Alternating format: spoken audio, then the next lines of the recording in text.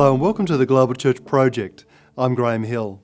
Noel Castellanos has served in Latino, urban communities for over 3 decades. He's thrown himself passionately into youth ministry, church planting, advocacy and community development. He's the Chief Executive Officer of the Christian Community Development Association. Noel Castellanos travels globally, teaching about urban mission and ministry. He mentors pastors and younger leaders worldwide. He's a deep passion to serve and invest in the lives of leaders committed to serving amongst the urban poor. Noel Castellanos is founding president of the Latino Leadership Foundation, a training and development organisation for Latino pastors. He's the co-author of A Heart for the Community, New Models for Urban and Suburban Ministry. Noel Castellanos, welcome to the Global Church Project. Yeah, good to be with you. In your book, Where the Cross Meets the Street, you share something of your story into community development, into your passion for incarnational ministry. Can you share something of that journey from beginning in ministry through to realising this is the area that you wanted to focus on? Yeah. Well, I joke that why would a book on theology and mission to the poor, why does it have to start with a biographical kind of story of my life? And I said, well, welcome to the work of Mexican-American mestizaje, right? The idea that I think the context out of which theology comes from is very important. And so for me, I came into the work, into ministry, mostly from a paradigm of more Western U.S. evangelicalism that was rooted in more middle-class communities. Ministry called Young Life, reaching high school kids that were far away from God. And so when I embraced that whole mission of how do I evangelize young people, I was doing it in the context of Mexican communities or barrios, and I just realized it's a different world. So that story, I think, is kind of what sets the scene, really, for the way I look at theology. And then you moved from Texas and California to Chicago, I believe. Yeah. And it was in that context that you began to feel more of a passion for ministry amongst immigrant communities. Can you share something of that? Yeah, well, I like to say first half of my life I lived in the Mexican community because I had to. You know, I was raised with my family. And my mother and father were migrant workers. They went all over the country, although they were U.S. citizens. And when my dad decided we're going to move to California from rural Texas, border Texas, he got a job at General Motors, the big motor company, which for a guy with a 6th grade education, that was an awesome step up. And so then we ended up settling in California in a very multicultural Mexican kind of barrio, low-income community, working-class community. So that was my growing up. And then after coming back from college, moved into the Mission District of San Francisco, which was Central American and other Latino, Filipino, Black, and then East San Jose. I lived and worked for 5 years among Mexican Americans in a barrio named Sal Si Puedes, get out if you can. And you may not know the name Cesar Chavez because he's a U.S. Mexican American labor human rights leader who, for us, very much akin to Martin Luther King Jr. And so Chavez worked and lived in that neighborhood when he was in San Jose. Again, that very Mexican context, and then moved to Chicago in the Midwest, where surprisingly there are millions of Mexican Americans and Latinos. So I live in one of the largest Mexican communities in the whole Midwest of the United States, and I've been there for 25 years. And so that context has always been where I've lived, but last half of my life choosing to live there to do kingdom ministry. And as you worked amongst undocumented migrants, the Holy Spirit was beginning to sensitize you to their needs and expand your heart to ministry among them? Yeah. Well, the reality was that even though I was a Mexican American, moved into this very Mexican neighborhood, I was born in the U.S., and so I didn't deal with citizenship issues. And so I'm pastoring a church there and helping people come to Jesus and doing compassion work and development work. And all of a sudden, I kept hearing the same story from many of the men and women and children. We can't get a better job, or we can't apply for the job here, or I don't think I can do the financial aid thing for college because we're undocumented. So immediately I kind of thought, well, let's go get your situation fixed legally. So we go find immigration lawyers and approach them about getting their paperwork done, and what I realized is that there's no way to do it legally, especially for anybody coming to our country because of economic hardship, especially from Mexico. And so that just kind of threw me into a new world where, along with pastoring and along with being an activist and a community developer, now I was a political kind of mover in terms of we've got to change our broken immigration system nationwide. So, what are the numbers of undocumented migrants today? Yeah, I like to talk about, there's probably 3 or 4 really important numbers. There's about 50 million Latinos in this country right now. About 12 million are here undocumented. Yep. But the very striking number that I think we've got to pay close attention to is in the next 30, 40 years, there'll be 132 million Latinos in this country. And the majority are going to be here legally. Okay. Yes. So we have a growing demographic, and unfortunately there is this underclass, the undocumented, that are lured here because there are jobs, low-wage jobs that are needed to keep our economy going, but yet there's no opportunity for them to actually get integrated into the system. Well, with such a huge number of Latinos living in the US, and that number burgeoning, as you've mentioned, what are some of the implications for church and for society? Yeah. Well, first of all, one of the realities, if you read almost any study today about church kind of health and growth, the mainline churches are at a zero, decline. Many churches are not growing. The churches that seem to be really thriving and have that evangelistic zeal are immigrant churches or churches from that are from outside the West and more from the South. And so the implication is, if the church in the U.S., especially when you think about, I would consider myself an evangelico, okay, which is, in Spanish, that would be similar to evangelical, except without the connotation of one political party affiliation. We believe in the gospel, we believe in heart transformation and telling other people about the good news, but also very much committed to justice. And so the implication is, for the church to be relevant, are we going to integrate such a large population in our country, into the fabric of American or North American U.S. Christianity? Sun Chen Ra mentions the wide cultural captivity of the evangelical churches, and in fact society at large in the US and in the West. Do you think, as we look at the growth of not only the Latino churches but the non-Anglo, non-white churches, do you still see this captivity of the church in the US today to white culture? I think it's to a white bias and perspective. Okay, like, think about this today. If when you look at all the major evangelical denominations, their leaders are being cultivated in Christian colleges and seminaries that are taught by almost all exclusively white professors, white trustees, white leadership, German theologians exclusively, and that's broadening.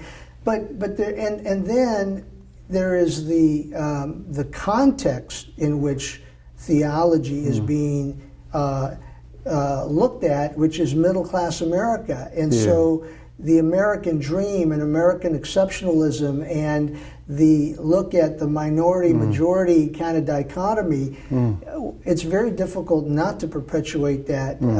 And so I think just like as a person of color in the United States, I am forced to take on the lens and understand the reality of white America to engage in that culture, to have any significant impact. I think white Christians need to do the same thing intentionally with African American, Latino, Asian, and other cultural realities, so that in the same way that that we need to kind of win over and engage for the sake of the gospel. Unfortunately, the Western church doesn't even have a clue that that's a necessary thing because they're the dominant standard by which everything is measured. And so what I say about Christian community development and even my book is that I'm doing theology from within the context of American poverty, American Latino communities, and I'm theologizing and reading the Bible through those lens, and then making, coming to some theological reflection and conclusion out of that context. Instead of saying, let me have this other perspective imposed on what I'm doing and tell me what I'm supposed to be thinking. So immigrant communities are suffering in many ways, I suppose. They're thriving in some ways and suffering in others. So one of the ways it seems to me they might be suffering is because of not the access to some of the good jobs, the pressures of moving into a society that isn't, they're in exile, for instance, discrimination, abuse, exploitation in the workforce. But there's this other level of suffering that's going on when they haven't found their place properly in the life of the church as well. The church is providing another level of discrimination or marginalisation. Is that a fair thing to say, do you think? I just met right now with a group of about 20, mostly Mexican American and Latino, African American and Latino young leaders from one of our ministries nearby here. And I told the story of how when I entered kindergarten, my name was Noel Castellanos, and when I left parochial school that day, my name was changed to Noel Castellanos.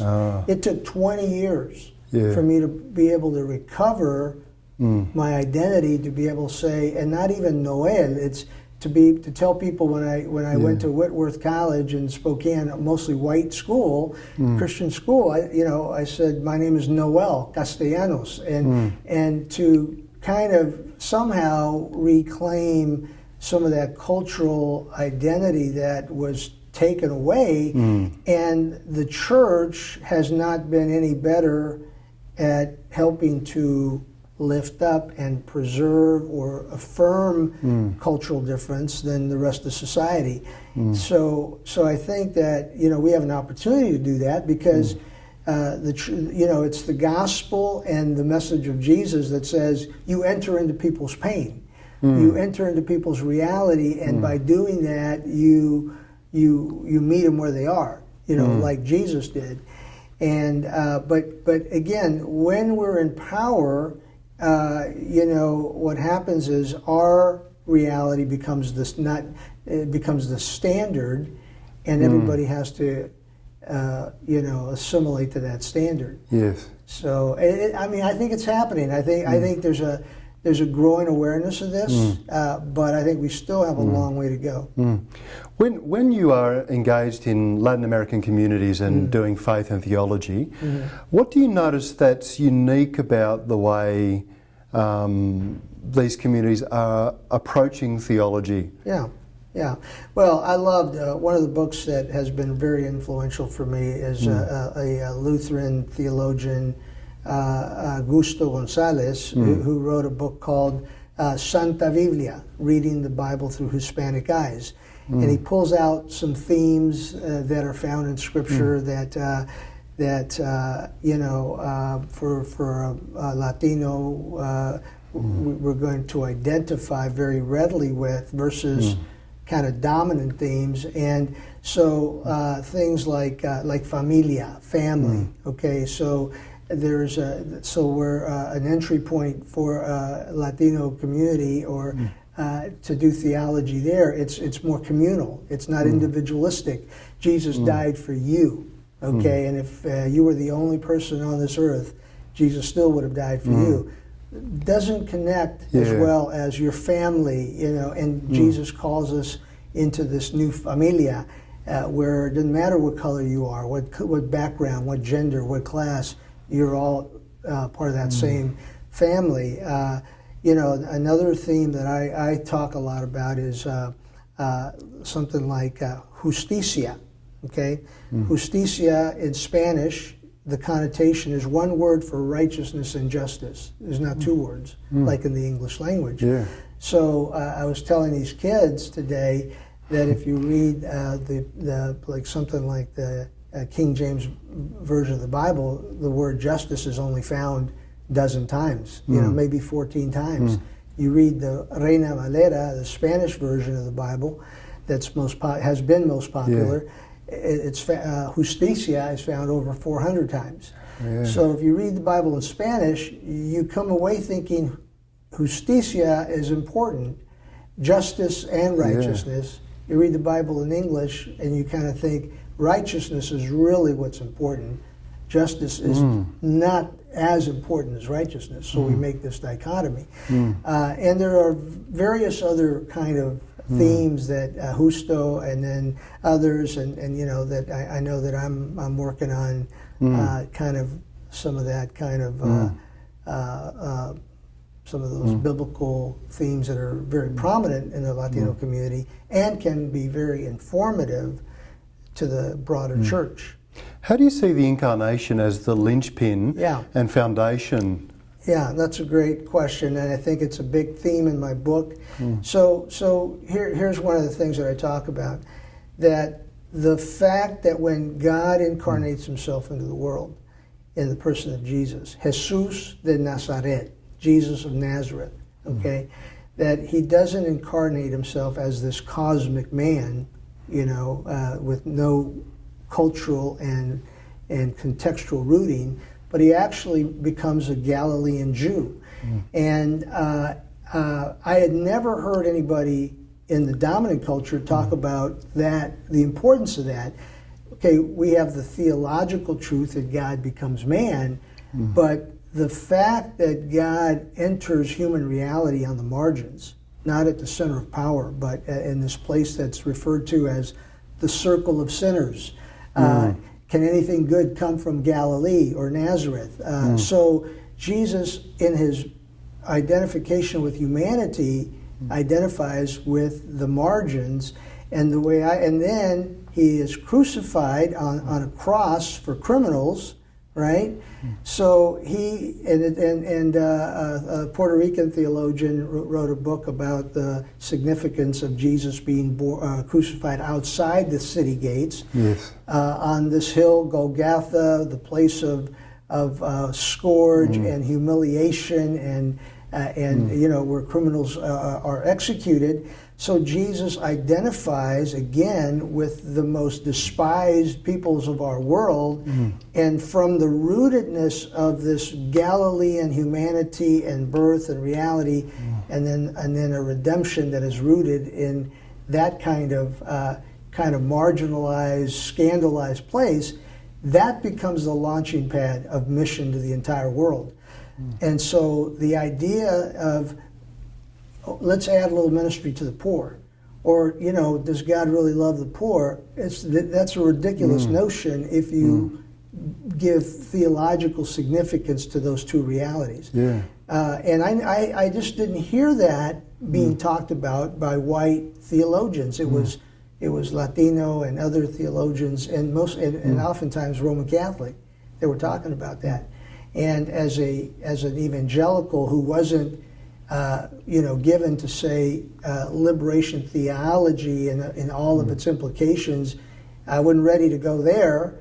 but there's a truth about the location of God's salvific work in the world, being the margins, that is absolutely informative. So the incarnation, okay, the fact that you enter into the pain of the people that you feel that God has called you to minister with and to, I think that I just don't see how you can effectively bring transformation without that incarnational kind of approach. And when the fact is, most people that minister to rich folks, they have no problem doing incarnational ministry. They're going to live in gated communities. They're going to go put their kids in the best schools, and they just say, well, I'm just here to just be with the people. Well, if you're going to be with those on the margins, there's no way to do it without being present in the same way. How does the book of Nehemiah help you think about principles of community development? Well, I think the book of Nehemiah is probably it's the book that helps us really examine a theology for development, because what you find in that book, it's the last historical book in the Bible around a period of Israel's history, and what you find is there's still many of the Jews are still in exile.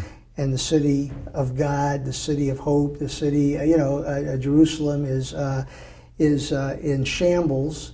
And so interestingly, the story begins in chapter 1 with a character by the name of Hanani, who is Nehemiah's brother. He had actually gone back to Jerusalem while his brother, as you know, became a right-hand man to the king of Persia.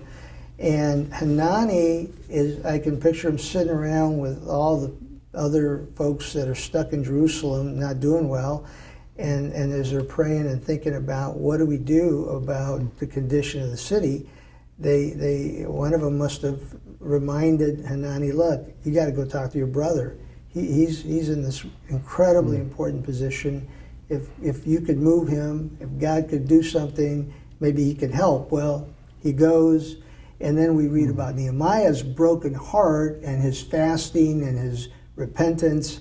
But then the whole story is this political operative gets appointed governor of Jerusalem to go back and with the purpose of rebuilding the wall that has been destroyed and to renew the city. And so that story, it's a politician, it's God ordained, it's a response to prayer. It's the story of actually not building a church, but building a city.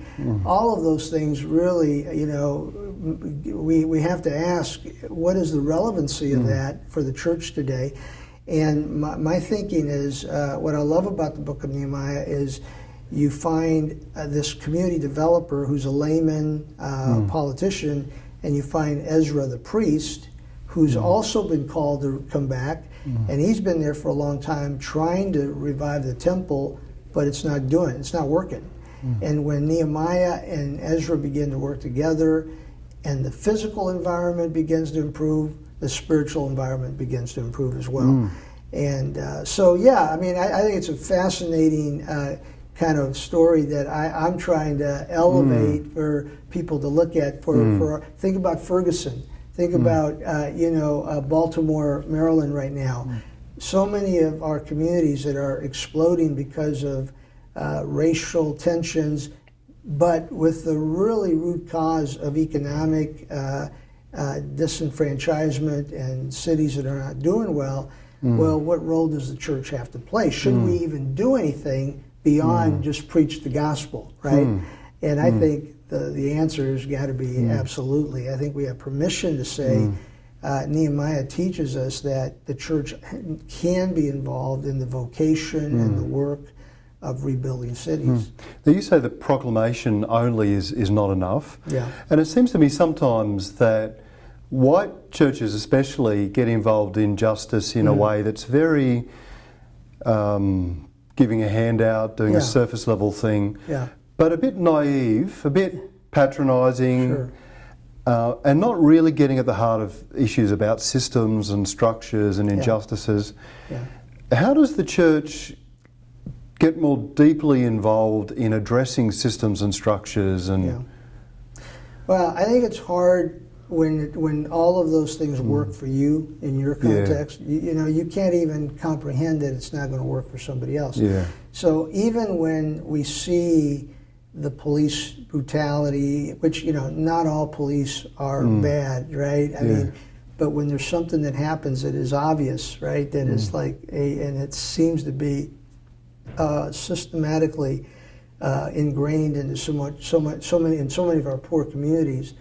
What many people do is they again it becomes easier to blame the individual, or to say, well, if we can just change the individual. And I think it's both and, okay? But we don't automatically go to the fact that, you know what, there's probably something wrong with the system.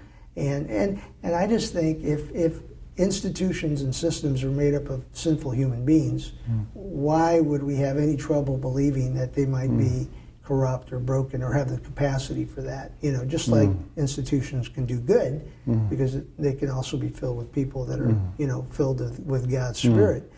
So, yeah, I mean, I think it's that lack of connection, exposure.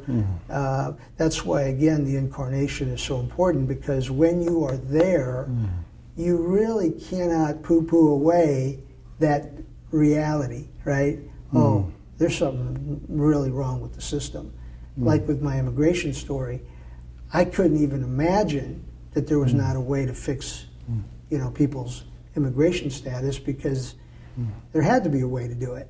But the more you examine the system, there isn't. And we're now trying to fix those broken laws, which is in itself, like, think about the abolitionist movement that, you know, had determined that, you know, these laws are inhumane, but it was very economically profitable, and it had become sanctioned even by the church with its silence and lack of ability to confront those things. I think in our setting in Australia, we have a slightly different debate than the one in the US. So we're talking about refugees and asylum seekers coming from offshore. Right. We don't have the same kind of a border that, that the United States has. Yeah. But what I've noticed is a compassion deficit when it comes to not just groups that look different than us, but also, or have different languages, but groups that have a different religion. Yeah. So I sometimes wonder whether the debate in Australia would be different if the largest percentage of refugees weren't Muslims, for instance. Yeah. So how can the Church of Jesus Christ be fully present and engaged in caring for, loving, being incarnational amongst those who are coming into our countries, regardless of their cultural or religious background? Yeah. Well, I would like to, or you would like to believe that what you just said is absolutely true, but the fact is many of the Latino immigrants coming to this country are Roman Catholic. Yes. You know, so even though it's a little different than our Protestant evangelical, you know, kind of theology or belief, there's still that Christian framework. So you would think that we would be much more accepting of that, but I think we still struggle because of race and others. But you know, yeah, I do feel like somehow this idea that every human being is created in God's image and has the dignity of that creation stamped, you know, based on just the fact that God made them, you know, somehow recovering a deeper theology about that, and you know, like valuing diversity, you know, just valuing the fact that that diversity is a blessing and not some kind of a curse or a struggle like that's going to ruin our country, you know, and I think that I mean, like, I traveled to Europe this year, and the reality is in the center cities of Paris, of London's a little different today, but you know, many cities, it's a white core. It's a European, kind of Western core, and then the refugees and immigrants are on the outskirts trying to eke out a living, and that's kind of what's happened in the U.S. as well. Like I live in Chicago, and Chicago it's a playground for the rich. I mean, it is the most amazing city that you can ever visit. New York, many parts of Southern California, go down the line. But you get into those neighborhoods, or now the first ring suburbs, where mostly are made up of immigrants and refugees and others. And man, the struggle, and again, that's not where the church is naturally going to first. We're kind of, you're seeing a resurgence of churches in the city, young, hip church plants in the middle of the city for kids that, are kind of like us.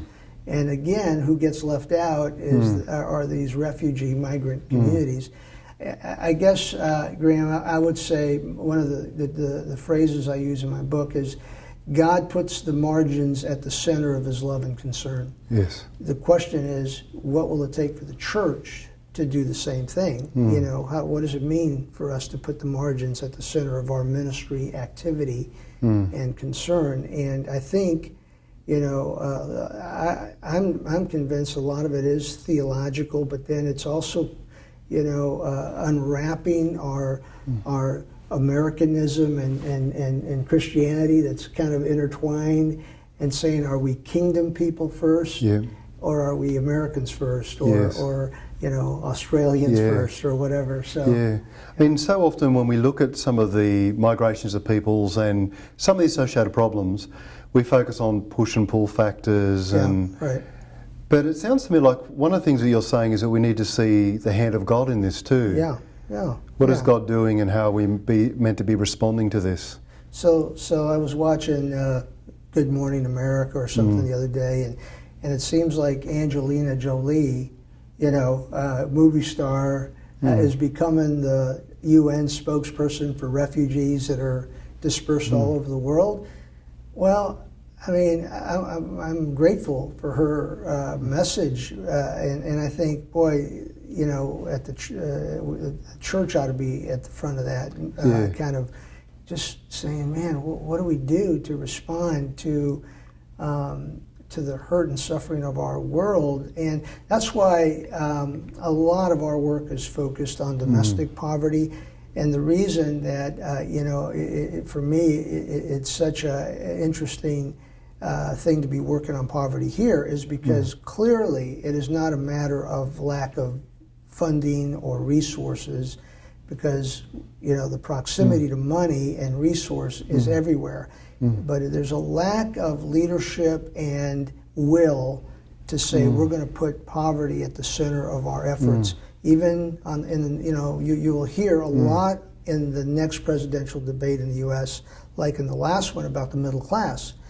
Well, we're trying to preserve that middle class, but the reality is that the disparity between the very, very rich and the poorest of the poor, that's where a lot of the social festering of violence and protest and concern is coming from. Young people saying, when are we going to, finally address the disparity that exists in our country? And so now you just magnify that to the world, and I think that's a great opportunity for the church as well to really engage in that way. And I would love every American Christian to ask whether you're black, white, Latino, Asian, I don't care what culture or race you are. We ought to say the prayer that's found in Nehemiah, that where he asks people, he says, I want 10% of you to move into the city so that you can be part of the rebuilding of this city that's been destroyed. We don't need everybody to move into the hood, but what if Christians would even put it on the radar to say, should I engage directly in helping to be part of the solution? And I think Christians don't even believe that prayer is even necessary. It's not on our radar to pray. And because if you're doing well and living in a great neighborhood, that's just part of God's blessing. The thought that you would ever question whether you ought to give that up to do something else, it doesn't even come into the equation about our faith. Noel Castellanos, thank you for joining us at the Global Church Project. The Global Church Project is located at www.theglobalchurchproject.com. On our website you'll find a wide range of interviews and resources for colleges, universities and churches. I look forward to your company next time. From me, goodbye.